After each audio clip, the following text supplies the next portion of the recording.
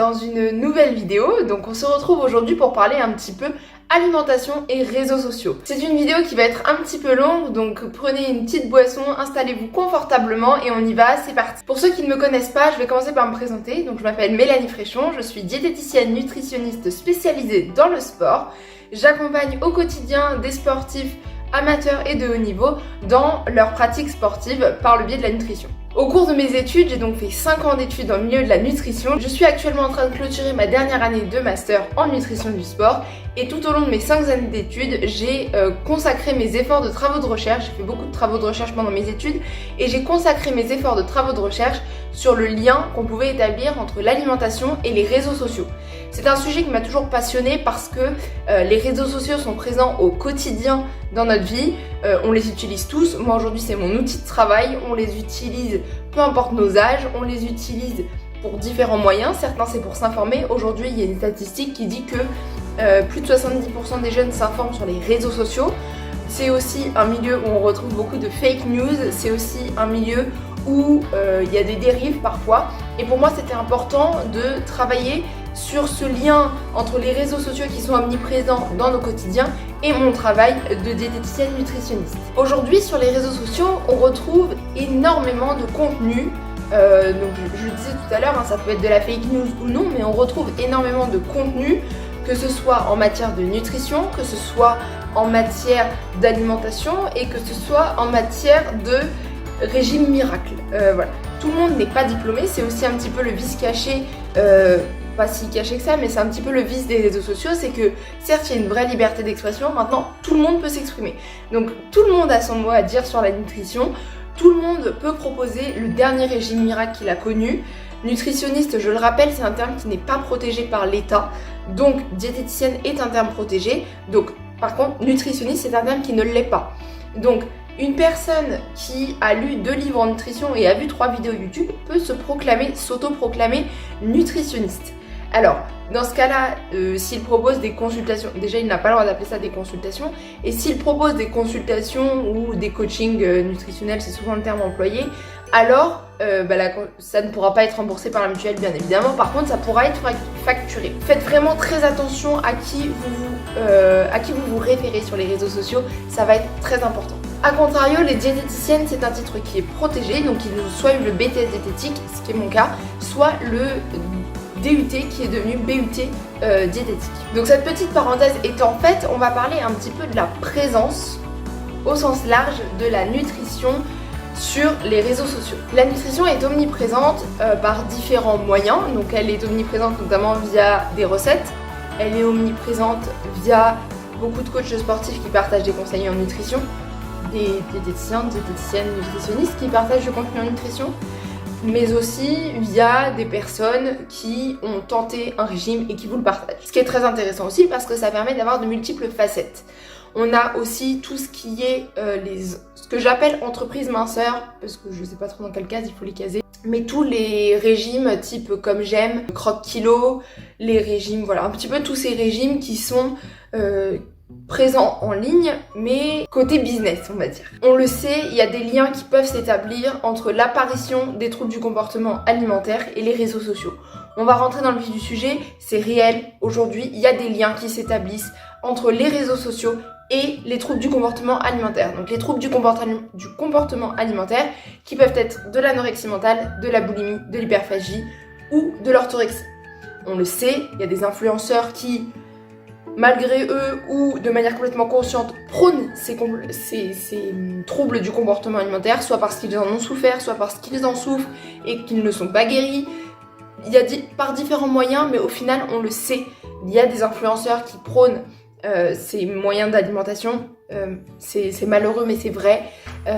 Donc faites vraiment attention, et la prise de recul, et je vais vous le dire à plusieurs reprises dans cette vidéo, mais la prise de recul est indispensable quand vous êtes sur les réseaux sociaux. Aujourd'hui, on peut se poser la question comment les réseaux sociaux peuvent être à la fois un facteur de risque pour l'apparition des troubles du comportement alimentaire et comment les réseaux sociaux peuvent aussi être un facteur d'aide, un facteur clé pour accompagner la guérison de ce trouble du comportement alimentaire. Pour répondre à cette question, je pense que dans un premier temps, on peut se demander comment les réseaux sociaux influencent-ils notre quotidien Sans parler alimentation, je le dis depuis le début, les réseaux sociaux sont omniprésents dans nos vies. Ils sont installés sur nos téléphones, on les a à portée de main tout au long de la journée.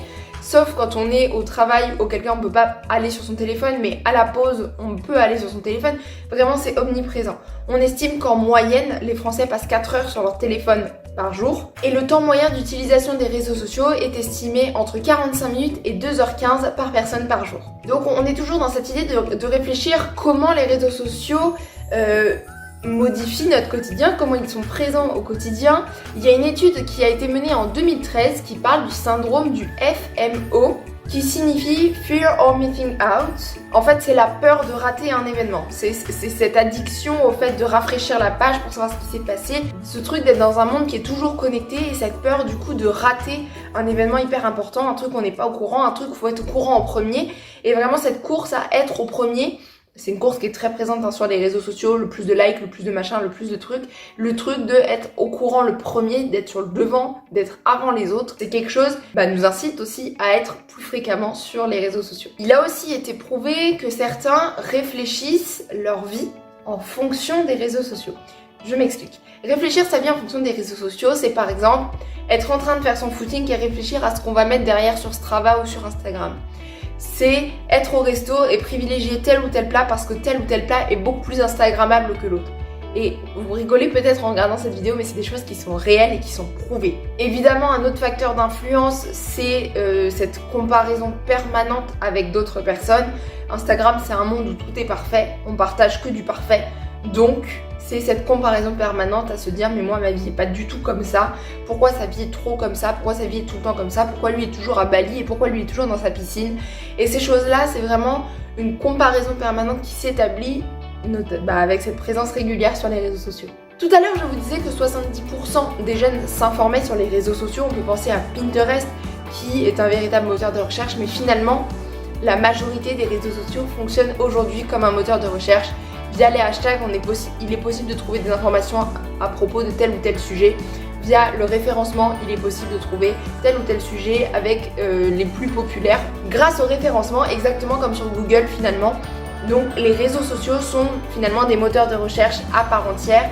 Et ce qui explique aussi cette omniprésence à la fois dans nos téléphones et nous, ce réflexe d'aller chercher sur les réseaux sociaux. On va maintenant voir comment on peut établir un certain lien entre cette alimentation, cette omniprésence et ces réseaux sociaux. Comment on peut établir un petit lien entre tout ça? Il faut le savoir, le public est de plus en plus jeune. On pense à TikTok où le public est extrêmement jeune, mais il faut savoir que c'est le cas partout. Aujourd'hui, dans les écoles primaires, les jeunes commencent à avoir des téléphones. Avant c'était lycée, puis collège, maintenant on est dans les écoles primaires, les jeunes ont des téléphones. Il faut savoir qu'il y a vraiment des publics qui sont très très jeunes sur les réseaux sociaux. Qui dit jeune dit aussi peu mature, ce qui est normal, ça va avec l'âge, dit aussi peu d'expérience, dit aussi naïveté et dit aussi manque de recul. Et le cumul de tout ça fait parfois pas forcément un très bon mélange. Donc pour établir un lien entre l'alimentation et les réseaux sociaux, on peut parler de cette course à la performance dont on a parlé tout à l'heure, la course au like, la course aux followers, la course à la reconnaissance, devenir un petit peu people entre guillemets, devenir devenir les égéries de leur génération, devenir l'égérie d'une génération en tout cas. Et cette course à la performance va avoir un lien entre ces troubles du comportement alimentaire parce que c'est pour être le plus performant possible, il faut être le plus présent possible. Il faut être proactif, il faut être acteur et donc forcément il y aura un moment donné où il y aura de la dérive. Dans cette course à la performance, je ne peux pas parler de cette course à la performance sans parler des régimes minceurs qu'on peut voir sur les réseaux sociaux. On en voit un petit peu moins dernièrement et tant mieux, c'est vraiment tant mieux parce que il y a eu d'énormes dérives. Alors il y a eu des dérives sur plein d'autres sujets, sur plein d'autres challenges qui ne concernaient pas la minceur. Aujourd'hui on parle de la minceur donc on va rester dans ce sujet là, mais il y a eu évidemment plein d'autres challenges qui étaient complètement hors contexte et pas du tout appropriés. Au niveau des challenges minceurs, on peut citer par exemple le challenge A4 Paper qui était de se mettre, donc c'est un challenge essentiellement féminin. Les troubles du comportement alimentaire touchent essentiellement les femmes, faut le savoir, mais touchent aussi des hommes, il faut pas les oublier. Ce challenge A4 Paper, c'était de se mettre en fait face à une glace avec, vous teniez un papier face au miroir et l'idée c'était que votre corps devait rentrer derrière cette feuille. On a eu un autre challenge dernièrement avec les écouteurs. Il fallait faire le tour de son corps avec les écouteurs et utiliser le moins de fils possible. Il y avait aussi ces Carbonara Challenge.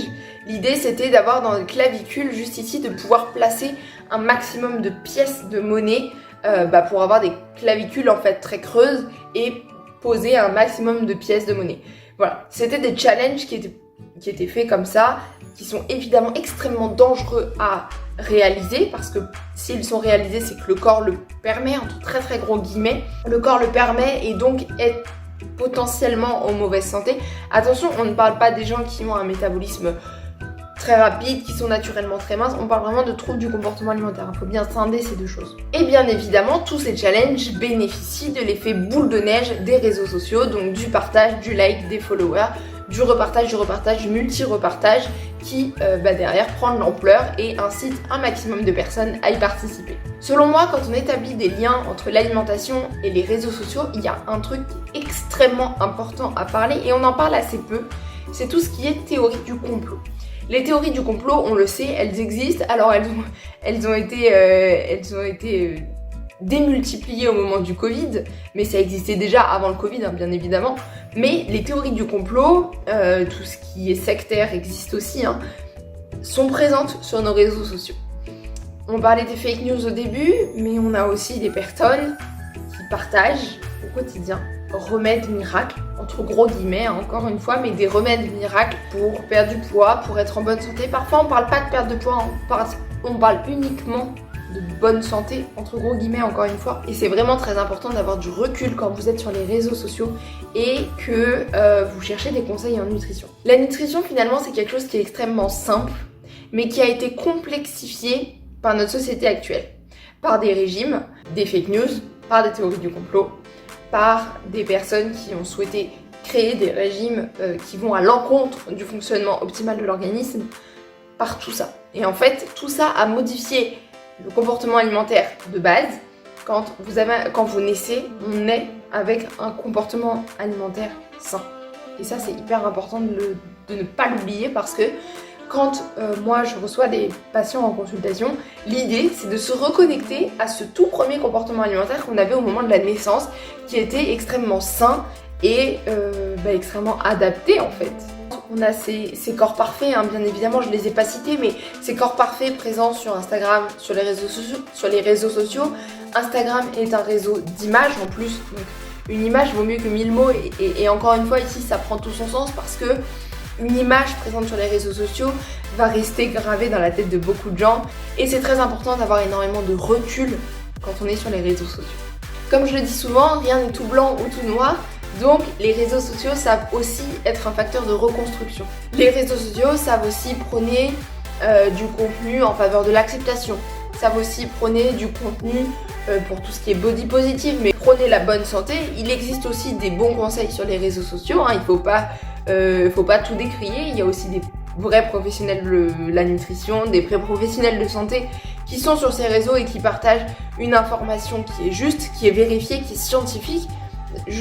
Quand je dis juste, c'est en tout cas au niveau des connaissances actuelles en sciences, elles sont justes. Voilà, il y a des photos non retouchées qui apparaissent, il y a des photos avec des hashtags comme le body positive, des hashtags I'm real but not perfect, acceptation de soi. Voilà, tous ces hashtags-là sont aussi là pour, on va dire, racheter une conduite à tout ce qu'on vient de citer précédemment. Donc, il faut vraiment pas se dire tout est à jeter sur Instagram. Non, c'est pas du tout ce que je dis. Il faut juste savoir faire la part des choses et savoir établir et de dire ça c'est un contenu qui est intéressant et qui est basé sur quelque chose et ça c'est du contenu, c'est du vent.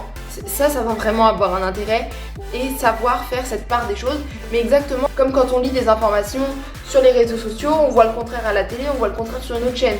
Et c'est savoir se faire une opinion sur ce qui est dit et avoir un esprit critique finalement sur ce qui se fait et se dit. Et bien évidemment, il y a tous les systèmes de communauté, des systèmes d'entraide qui existent sur les réseaux sociaux et qu'il ne faut surtout pas négliger. Bien évidemment, ça peut être à double tranchant. On avait il y a quelques années, alors maintenant ça n'existe plus, mais des communautés qu'on appelait pro-ana, donc pro-anorexie en fait. Et c'était des contenus, des communautés où en fait c'était plutôt des forums, on était plutôt dans les années 2009-2010 et c'était des communautés qui s'entraidaient à devenir anorexiques. Évidemment, contenu extrêmement dangereux, mais qui n'est pas à négliger. Voilà pourquoi je dis que les communautés c'est vraiment à double tranchant, et encore une fois rappelez-vous de ce que j'ai dit au début, certains influenceurs prônent l'orthorexie ou l'anorexie ou la boulimie ou l'hyperphagie de manière consciente ou inconsciente, donc prenez énormément de recul quand vous êtes sur les réseaux sociaux, c'est très très important. Si je devais faire une petite conclusion à cette vidéo qui est un petit peu longue, je vous l'avais dit, je pense que les réseaux sociaux sont vraiment à double tranchant. Il y a du positif à prendre et il y a une prise de recul à faire. Il y a vraiment un esprit critique à développer. Donc je sais que dans les écoles aujourd'hui, on fait de la prévention sur les médias, on fait de la prévention médias au sens large, que ce soit télé, YouTube, Instagram, réseaux sociaux, site internet. Je sais qu'il y a cette prévention qui existe. Pour moi, elle est encore insuffisante, mais il faut continuer sur cette prévention. Et en nutrition, c'est pareil. La prévention en nutrition n'est pas suffisamment présente, ce qui nous permettrait quand même de faire passer les bons messages. Mais on fait ce qu'on peut avec ce qu'on a, et j'espère en tout cas partager des clés pour que chacun puisse développer son esprit critique. Moi, vous le savez, ma vision de la nutrition repose sur 3 piliers. PSP, performance, santé, prévention, et c'est vraiment ça qui est important pour moi.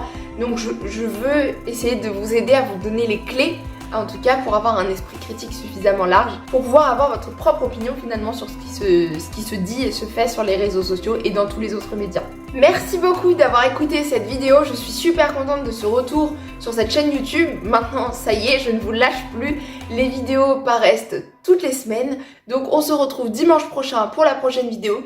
Et moi je vous dis à très vite et on se retrouve sur tous mes réseaux sociaux. D'ici là, salut tout le monde!